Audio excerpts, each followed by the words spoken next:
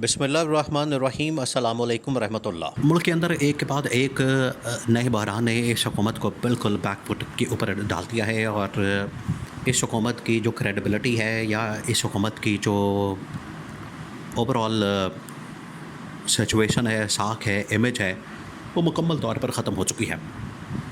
एक तो पहले ही इस हुकूमत की साख कोई नहीं थी, इस हुकूमत का इमेज कोई नहीं था, इस हुकूमत के पास क्रेडिबिलिटी नहीं थी, इस हुकूमत के पास आवाम का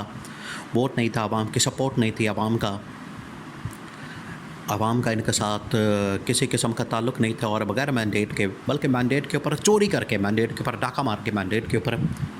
इन्होंने हाथ साफ किया और चोरी शुदा मैंडेट के साथ हुकूमत कर ली और मुल्क के ऊपर मसलत हो गए। ये पहली इन्होंने हरकत की। दूसरा ये कि इन्होंने फिर मुखालफिन के साथ भी इस किस्म की बदतरीन इंतकामी कार्रवाई की जो कि पाकिस्तान के अंदर पहले कभी नहीं हुई। और जो चोरी शुदा मैंडेट के साथ जो हुकूमत बनी उसकी वजह से इस्टेब्लिशमेंट को बातें सुननी पड़ी। दूसरा ये कि जो इनकी जानिब से ये सारी कार्रवाई की गई, इंतकामी कार्रवाई और पॉलिटिकल विक्टिमाइजेशन इमरान खान के ख़िलाफ़, पीटीआई के ख़िलाफ़, या फिर जो पाकिस्तान के अंदर जितनी अपोजिशन की जमातें हैं उनके ख़िलाफ़ जितनी भी वो तमाम की तमाम इंतकामी कार्रवाइयाँ की गई, उसकी वजह से भी इस हुकूमत की क्रेडिबिलिटी ख़त्म हो गई। और ये सारा जो मामला है वो किसके खाते में जाता है? वो इस्टेब्लिशमेंट के खाते में चला जाता है। तो इस्टेब्लिशमेंट आखिरकार इस बात को सोचने पर मजबूर है कि अगर हम इस हुकूमत को लाते हैं इक़्तिदार के अंदर तब भी हमारे खाते में पड़ जाती है, अगर हम इसको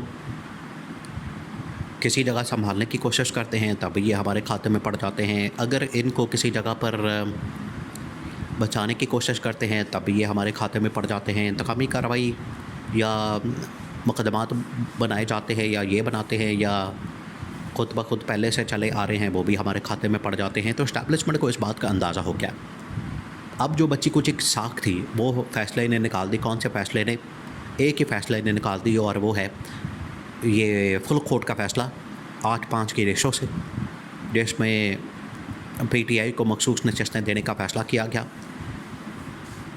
लेकिन इन्होंने सुप्रीम कोर्ट के फ़ैसले के ऊपर अमल दरामद नहीं किया और सुप्रीम कोर्ट के फ़ैसले के ऊपर अमल दरामद ना करके हुकूमत ने भी और इलेक्शन कमीशन ऑफ पाकिस्तान ने भी कंटेम्प्ट ऑफ कोर्ट की है, तौहीन अदालत की है। और तौहीन अदालत की वजह से, तौहीन अदालत की जो कार्रवाई है वो किसी वक्त भी इलेक्शन कमीशन ऑफ पाकिस्तान के ख़िलाफ़ शुरू हो सकती है। इलेक्शन कमीशन ऑफ पाकिस्तान किसी वक्त भी तौहीन अदालत की कार्रवाई कर सकता है और तौहीन अदालत की कार्रवाई को सामने रखते हुए अब इलेक्शन कमीशन ऑफ पाकिस्तान तो देख रहा है कि हमने तो इसके फ़ैसले के ऊपर अमल दरामद नहीं करना और हमने तो इसी तरह से चलाना है जो इस वक्त मामलात चल रहे हैं। और इलेक्शन कमीशन ऑफ पाकिस्तान ने फ़ैसला किया है कि जो नया इलेक्शन एक्ट पास किया गया है, इलेक्शन के अंदर तरमीम की गई है, इलेक्शन एक्ट के अंदर जो तरमीम की गई है उसी के मुताबिक हमने चलाना है, तो ये सरासर तौहीन अदालत हो जानी है।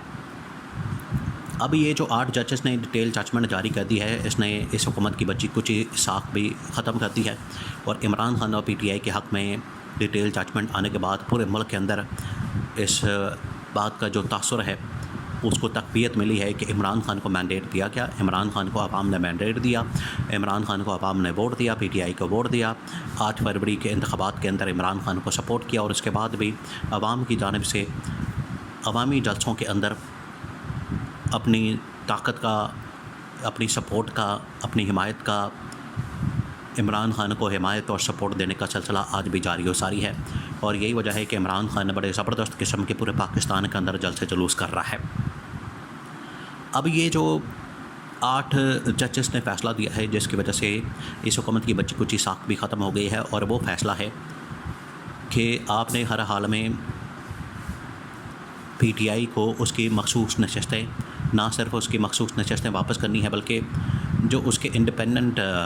मेंबरान, उम्मीदवार और मेंबरान कौमी असम्बली जो कि इलेक्शन कमीशन ऑफ पाकिस्तान ने डिक्लेयर किया था, उस फ़ैसले को वापस लिया जाए और उनको बाकायदा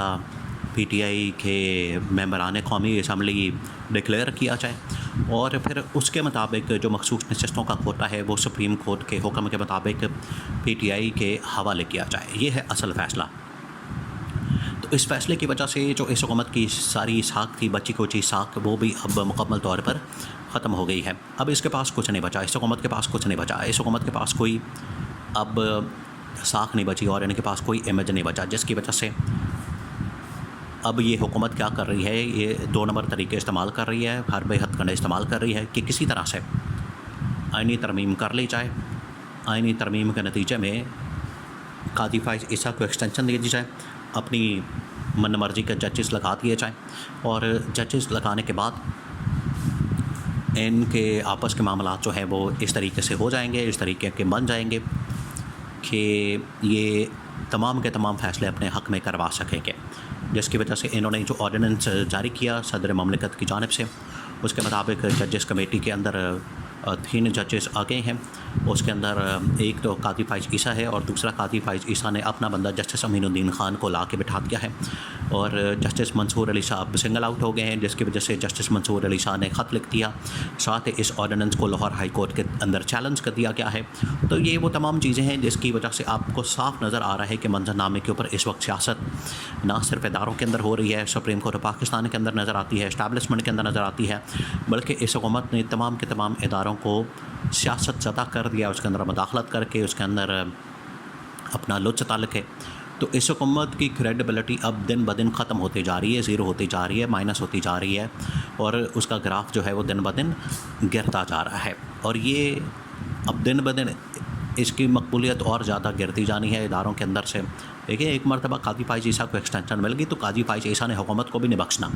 क्योंकि वो फिर आ जाएगा इस्टेब्लिशमेंट के कंट्रोल में और इस्टेब्लिशमेंट ने फिर कादी फाइज़ ईसा के थ्रू ही इस हुकूमत की वो हालत करनी है, इस हुकूमत को जान के लाले पड़ जाने हैं। और इस हुकूमत को तब समझ आनी है कि हुकूमत ने कादी फाइज़ ईसा की एक्सटेंशन के लिए जितना ज़ोर लगाया, उसको एक्सटेंशन देने के लिए जितना इन्होंने एड़ी चोटी का ज़ोर लगा के उसको एक्सटेंशन देने का पूरा प्लान किया, साजिश की और सब कुछ किया, वो आज कादी फाइज़ ईसा इनके अपने ही गले पड़ चुका है। और ये होगा, ये तारीख़ ने साबित किया है, तारीख़ साबित करती है।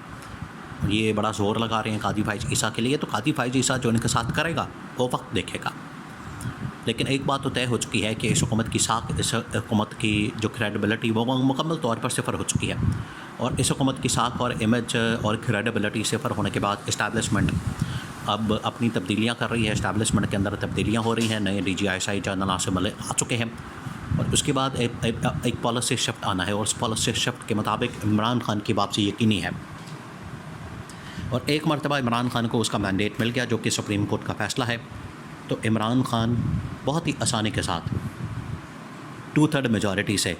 पाकिस्तान का वज़ीर-ए-आज़म बन जाएगा।